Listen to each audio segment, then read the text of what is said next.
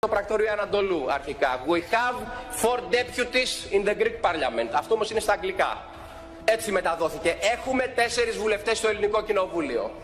Πάμε λοιπόν και ακούμε τι είπε ο Ερντογάν στην Τουρκική. Άκουσε ο Υπουργός. Ακούσατε τι είπε ο Ερντογάν στην Τουρκική εις ό,τι αφορά βουλευτές του Ελληνικού Κοινοβουλίου. Dort millet vekimilize.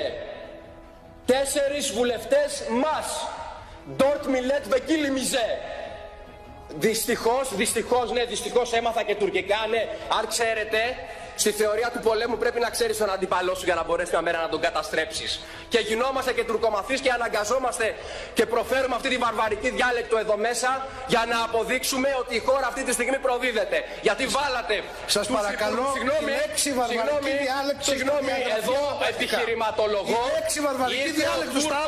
Ήρθε ο Τούρκος και είπε μέσα στη Θράκη ότι έχουν